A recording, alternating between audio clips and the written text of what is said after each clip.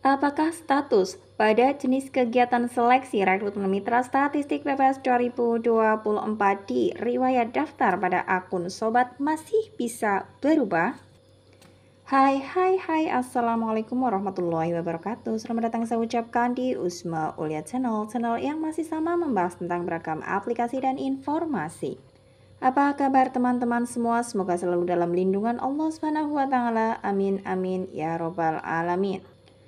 Baik, sebelumnya terima kasih disampaikan bagi teman-teman yang telah mengklik video ini, dan pada kali ini akan saya informasikan atau akan saya bahas kaitannya tentang tampilan pada status di riwayat daftar pada akun sobat teman-teman ya. Dan lebih tepatnya atau lebih spesifikasi lagi adalah penegasan apakah untuk status di jenis kegiatan seleksi rekrutmen mitra statistik PPS 2024 di riwayat daftar pada akun sobat masih bisa berubah.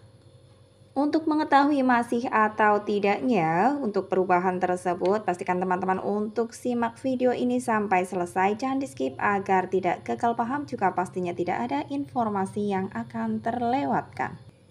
Baik, langsung saja masuk ke pembahasannya. Sebagai informasi untuk tahap seleksi akhir kegiatan rekrutmen mitra statistik PPS 2024 di seluruh Indonesia ya, mayoritas yaitu pada tanggal 1 sampai 8 Desember 2023, di mana untuk pengumuman hasil seleksi, seleksi di sini ada seleksi tes kompetensi juga seleksi yang lainnya ya. Jadi ketentuan dari tiap-tiap PPS kabupaten atau kota berbeda-beda. Ada yang memang mengadakan wawancara, ada juga yang pengisian Google Form, ada yang Zoom Meet, jadi beragam. Intinya untuk tahap seleksi akhir tersebut diumumkan kebanyakan di berbagai wilayah. Ini sebagian besar di berbagai wilayah sudah diumumkan pada tanggal 8 Desember 2023. Dan setelahnya di rentan waktu antara tanggal 8 sampai dengan 12 Desember 2023 adalah tahap untuk pengisian fakta integritas. Pengisian yang dimaksud di sini adalah pengisian persetujuan ya. Jadi teman-teman diminta untuk mengisi dengan terlebih dahulu membaca dengan seksama isi dari fakta integritas, kemudian mengirimkan persetujuan fakta integritas tersebut, dan apabila sudah dikirimkan atau sudah disubmit, teman-teman akan menerima bahwa fakta integritas tersebut sudah disetujui, keterangan sudah disetujui oleh PPS kabupaten atau kota tempat teman-teman mendaftar. Lalu selanjutnya, apakah teman-teman yang sudah mengirimkan atau menyubmit fakta integritas tersebut dipastikan akan lolos? Dan jawabannya adalah saya belum bisa memastikan ya, karena sebagai informasi kebijakan dari tiap kabupaten, saya ulangi lagi, kebijakan dari tiap kabupaten artinya PPS kabupaten atau kota di semua wilayah di Indonesia memiliki kebijakannya masing-masing ya.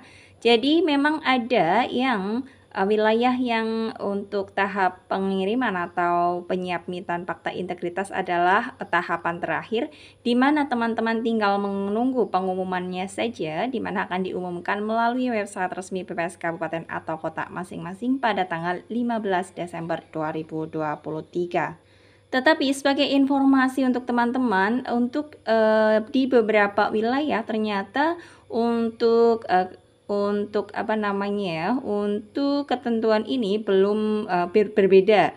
Artinya ada di beberapa wilayah yang ada beberapa calon mitra ya yang sudah mengirimkan fakta integritas. Jadi awalnya pada tanggal 8 Desember 2023 sudah ada keterangan status diterima untuk jenis kegiatan seleksi rekrutmen mitra statistik PPS 2024. Kemudian ada tampilan fakta integritas, dan si calon mitra ini juga sudah mengirimkan atau menyubmit fakta integritas tersebut. Tetapi selang beberapa saat atau keesokan harinya saat si calon mitra ini membuka kembali akun sobatnya, ternyata keterangan yang ada di status di riwayat daftar yang tadinya atau sebelumnya diterima tiba-tiba berubah menjadi ditolak. Adakah hal ini juga ditemui atau dirasakan oleh teman-teman? Bisa silakan di-share saja ya, atau Tulis saja di kolom komentar, hanya tujuannya untuk sharing saja. Dan saya informasikan barangkali teman-teman mengalami hal yang sama yang saya sampaikan tadi, yaitu untuk status yang awalnya diterima, kemudian setelah menyubmit fakta integritas kenapa tiba-tiba berubah menjadi ditolak.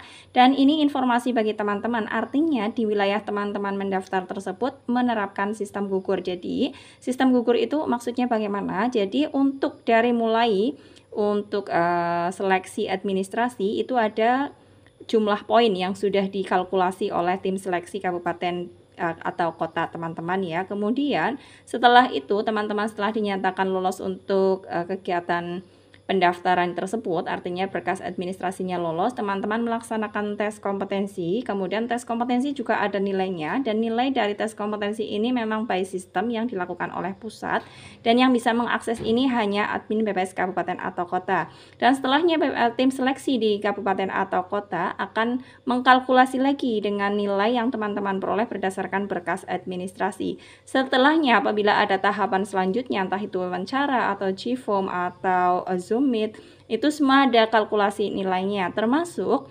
teman-teman yang memang melalui semua tahapan tersebut dan memenuhi kriteria akan dinyatakan lolos. Tetapi ternyata setelah pengisian fakta integritas ada memang calon mitra lain yang nilainya itu lebih tinggi dari teman-teman. Jadi otomatis karena kuota yang dibutuhkan di suatu kabupaten atau kota berbeda-beda ya, ada batasnya. Katakanlah misalkan di kabupaten A atau kota, batas atau kuotanya hanya tersedia 500 kuota saja. Sedangkan yang dinyatakan lolos untuk statusnya lolos di kegiatan seleksi ini sampai 700. Jadi Diksik kabupaten tersebut, kabupaten A tersebut hanya mencari atau memilih 500 calon mitra terbaiknya yang didukung dengan nilai terbaik. Jadi 500 calon mitra terbaik yang akan dinyatakan lolos dan masuk dalam database tersebut. Artinya apabila teman-teman yang tadinya dinyatakan lolos sudah mengirim,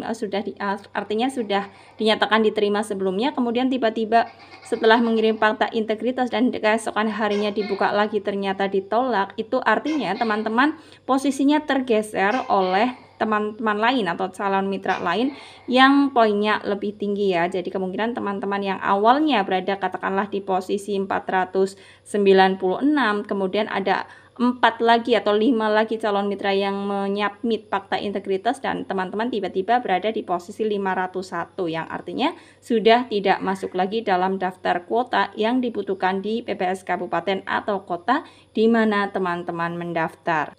Selanjutnya banyak yang berkomentar untuk rekrutmen ini tahapannya rumit, ya memang rumit sekali, dan kemudian ada fakta integritas yang menyatakan untuk poin 1 kita tidak boleh menuntut ke pekerjaan ya.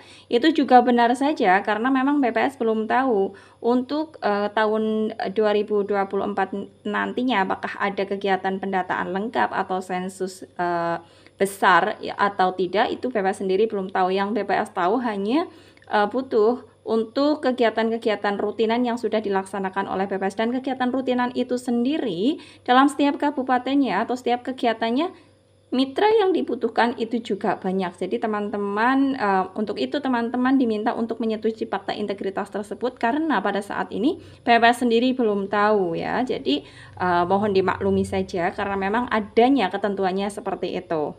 Jadi poin penting di sini untuk rekrutmen ini ya bagi teman-teman yang siap saja untuk diikutkan dalam kegiatan apabila memang saat PPS membutuhkan saja. Jadi ya teman-teman siap-siap menanggung resikonya apabila ternyata sudah terdaftar di dalam database ternyata kok tidak diikutkan. Itu memang karena tidak ada kegiatan yang memang membutuhkan banyak mitra, tapi syukur-syukur sih kedepannya ada kegiatan tersebut ya. Ya demikian yang dapat disampaikan untuk pembahasan kali ini. Semoga informasi ini bermanfaat bagi teman-teman. Bagi yang merasa informasi ini bermanfaat silahkan saja di-share ke media sosial yang teman-teman miliki. Dan bagi yang merasa informasi ini kurang bermanfaat, tolong cukup diabaikan saja. Akhir kata salam sukses selalu tentunya. Dan bagi yang ada pertanyaan bisa tuliskan saja di kolom komentar untuk kita sharing bersama. Wassalamualaikum.